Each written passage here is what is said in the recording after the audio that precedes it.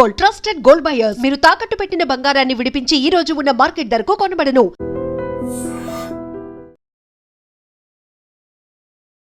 హన్మకొండలో జరిగినటువంటి ఇన్సిడెంట్ ఇది.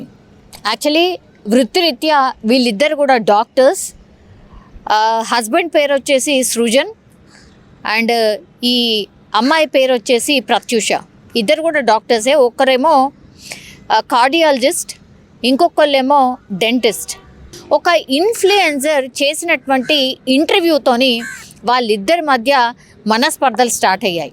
యాక్చువల్లీ వరంగల్కి సంబంధించిన ఇన్సిడెంట్ కాబట్టి వరంగల్లో ఒక ప్రైవేట్ హాస్పిటల్ కొత్తగా ప్రారంభమైంది. మనకు తెలుసు సోషల్ మీడియా ప్లాట్ఫామ్లో అది ఎంత పెద్ద బ్రాండెడ్కి సంబంధించిన హాస్పిటల్ అయినా ఇంకేదైనా ఈ ఇన్ఫ్లుయెన్సర్స్తోని ప్రమోషన్ చేయించుకోవడం వెరీ వెరీ కామన్. అందులో భాగంగానే ఇప్పుడు ఈ డాక్టర్ సృజన్ అట్లనే ఓనర్ ఆఫ్ ఒక హాస్పిటల్. సో దాన్ని ప్రమోషన్ వైజ్గా ఒక ఇన్ఫ్లుయెన్సర్ని మాట్లాడిండ్రు. ఆమె పేరు వచ్చేసి శృతి. ఆమెతోని కొన్ని రోజుల క్రితం ఈ హాస్పిటల్కి సంబంధించిన ప్రమోషన్ వీడియో చేసిండ్రు. అక్కడ వీళ్ళిద్దరి మధ్య పరిచయం ఏర్పడిన తర్వాత సోషల్ మీడియాలో ఎట్లా చేయాలి ఏంటి అనేది కూడా పూర్తి స్థాయిలో ఆ అమ్మాయి గైడ్ చేయడం, ఆ తర్వాత ఆయన హాస్పిటల్కి కూడా క్లయింట్స్ రావడం, కస్టమర్స్ రావడం, ఇదంతా కూడా పెరిగింది. ఆ తర్వాత వీళ్ళిద్దరి మధ్య కొంత పరిచయం ఏర్పడింది. ఆ తర్వాత సాన్నిహిత్యంతో వాళ్ళిద్దరి మధ్య కన్వర్జేషన్ పూర్తిగా ప్రేమగా మారిపోయింది. ఇదంతా జరుగుతున్నటువంటి టైంలోనే డెంటిస్ట్గా ఉన్నటువంటి ఈ సృజన్ వాళ్ళ భార్య ఎవరైతే ఉన్నారో ప్రత్యూష, ఆమెకి ఎక్కడో అనుమానం వచ్చింది. ఏంటిది మరి ఇంత క్లోజ్గా ఎందుకు మూవ్ అవుతున్నాడు, ఇంత క్లోజ్గా ఎందుకు ఉంటున్నావు, ఎప్పుడు చూడు ఆమెతోనే మాట్లాడుతున్నావు, ఇది మంచిది కాదు అనేటువంటి విషయం భర్తకే చెప్పడం. అంటే సృజన్కే ప్రత్యూష చాలా టైమ్స్ చెప్పింది. ఆ తర్వాత ఇద్దరి మధ్య చాలా టైమ్స్ ఈ విషయం మీద గొడవ కూడా అయింది. అయినా సరే సృజన్ ఏమాత్రం కూడా కేర్ చేయకుండా, ఆమె భార్యని ఏమాత్రం కూడా కేర్ చేయకుండా కంప్లీట్లీ ఈ ఇన్ఫ్లుయెన్సర్ ఎవరైతే పరిచయం అయిందో శృతి, ఆ శృతితో ఎక్కువ క్లోజ్గా మూవ్ అవ్వడం స్టార్ట్ అయింది. ఆ తర్వాత అత్త మామలతో పాటే వీళ్ళిద్దరు కలిసి ఉంటారు. అందుకని వాళ్ళ మామయ్యకి ఇన్ఫర్మేషన్ ఇచ్చింది, తర్వాత అత్తయ్యకి కూడా ఇన్ఫర్మేషన్ చెప్పింది. మీ అబ్బాయి ఇట్లా చేస్తున్నాడు, మీరు మందలించండి, ఇది ఏమాత్రం కూడా మంచిది కాదు.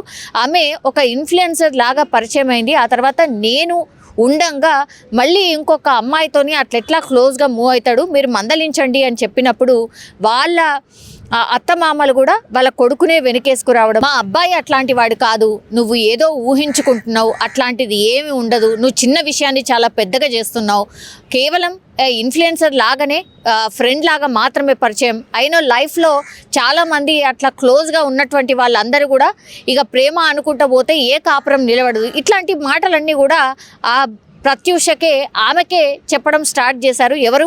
ఈ సృజన్ వాళ్ళ అమ్మ నాన్న కూడా. సో ఈమె వైపు ఎవరు లేకుండా పోయారు. దెన్ ఈమె మ్యాటర్ని వీళ్ళ తల్లిదండ్రులకు తీసుకెళ్ళింది, అంటే ప్రత్యూష వాళ్ళ తల్లిదండ్రులకు చెప్పింది. వాళ్ళు కూడా వచ్చి మాట్లాడే ప్రయత్నం చేశారు.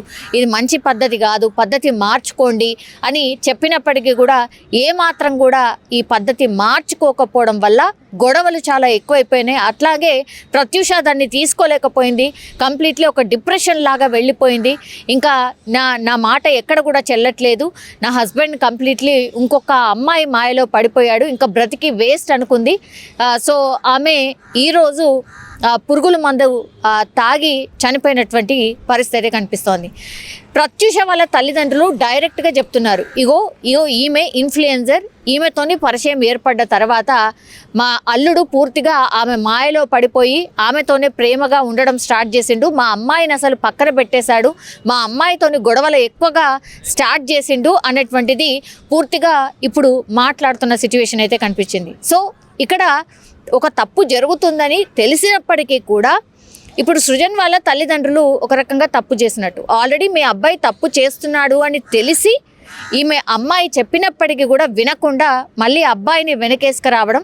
అంటే మీకు కోడలతోనే ఏమైనా ప్రాబ్లం ఉంటే సెట్ చేసుకోవాలి, మాట్లాడాలి, ఎందుకంటే వాళ్ళ పేరెంట్స్ కూడా ఉంటారు కాబట్టి మాట్లాడే ప్రయత్నం చేయాలి. కానీ ఇక్కడ అలాంటిది ఏమీ జరగలేదు. పూర్తిగా వన్ సైడెడ్గా సృజన్ వైపే మాట్లాడడం, ఈ కోడలి మాట అసలు చెల్లకపోవడం మెయిన్ ఇక్కడ రీజన్ అదేలాగా కనిపిస్తోంది. సో ఈ పూర్తి ఎపిసోడ్లో కంప్లీట్లీ ఈ అమ్మాయి పూర్తిగా అన్యాయం అయిపోయినట్టే లెక్క. ఎందుకంటే క్లియర్ కట్గా అక్కడ కనిపిస్తోంది. ఇప్పుడు సృజన్ అయితే ఆల్రెడీ పోలీస్ కస్టడీలో ఉన్నాడు. విచారణ సందర్భంలో కూడా నేను చెప్పిన విషయాలే బయటకు వస్తాయి అనేటువంటి మాట ఇప్పుడు ప్రత్యూష తండ్రి చెప్తున్నటువంటిది. సో ఇదంతా జరుగుతుందని చెప్పినప్పటికీ కూడా వాళ్ళు కనీసం రెస్పాండ్ కాలేదు. మా అమ్మాయి ఏదో తప్పుగా ఆలోచిస్తుందని ప్రొజెక్ట్ చేసిండ్రు. తీరా చూస్తే మా అమ్మాయి ప్రాణం కూడా పోయింది. వీళ్ళని కఠినంగా శిక్షించాల్సిందే.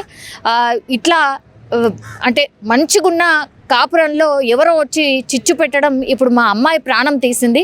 లాస్ట్కి వస్తే మా అమ్మాయిని శవంగా చూడాల్సిన పరిస్థితి వచ్చింది అని పాపం ప్రత్యూష వాళ్ళ తల్లిదండ్రులు ఏడుస్తున్నటువంటి సిచ్యువేషన్. చాలా చిన్నగా ఒక ప్రాబ్లమ్ని సాల్వ్ చేసే సిచ్యువేషన్ ఉన్నా కూడా దీన్ని రాంగ్గా హ్యాండిల్ చేయడం వల్ల పాపం ఒక ప్రాణం పోయింది. అట్లాగే జీవితం కూడా ఆగమైపోయినటువంటి పరిస్థితి.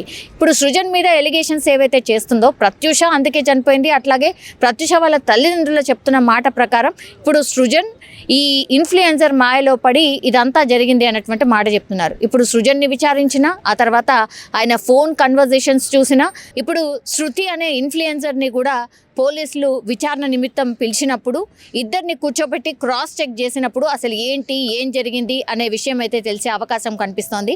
ఒకవేళ ఇందులో నిజంగానే ప్రత్యూష ఆరోపిస్తున్నట్టుగా వీళ్ళిద్దరి మధ్య ఏమైనా ఉంటే మాత్రం ఇప్పుడు కఠినంగా శిక్షలు అయితే పడే అవకాశం అయితే కనిపిస్తోంది. కానీ పాపం పోరాని ప్రాణం అయితే పోయిన పరిస్థితి.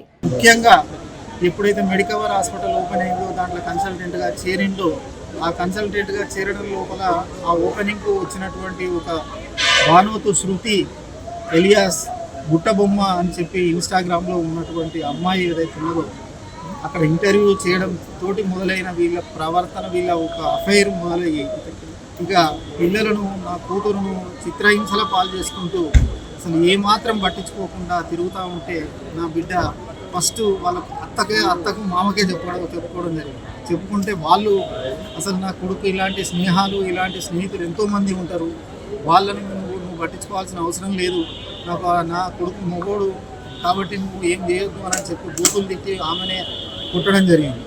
అట్లాంటి సందర్భం లోపల నా బిడ్డ మాకు చెప్పుకోవడానికి వెనుక ముందు ఆడి నేను ఒక పేషెంట్ అని చెప్పి చెప్పుకోవడానికి వెనుక ముందు ఆడడం జరిగింది.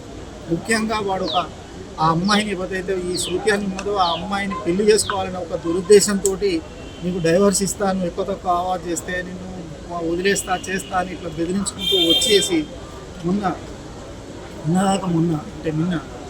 అంతకుముందు కూడా చాలా సందర్భాల్లో కొట్టడము, చేయడము, విమర్శిస్తే, అడిగితే చేస్తే నిన్ను ఏదంటే చేస్తా అని చెప్పి బెదిరించడం ఇట్లా జరిగింది. వాళ్ళ ఆ తల్లిదండ్రులు చేసిండు, వీడు చేసిండు, ఆఖరికి ఈ శృతి అనే అమ్మాయి కూడా బెదిరించడం జరిగింది. నువ్వు ఎవరు చెప్పుకో, నువ్వు ఏం చేసుకుంటావో చేసుకో, నిన్ను విడదీయాలంటే ఒక 10 నిమిషాలు నిమిషం పట్టదని చెప్పుకుంటూ చేస్తే నా బిడ్డ అంతా మనసులో పెట్టుకొని ఆ రందితోటి కుమిలిపోయి చెప్పుకోలేక అది నిన్నటిది కూడా మాకు ఇప్పటికీ మిస్టరీయే. ఎందుకు అనంటే అసలు బయట నుండి లాక్ వస్తుంది, లోపలికి పోయి హ్యాంగింగ్ చేసుకున్నది అని చెప్తున్నారు.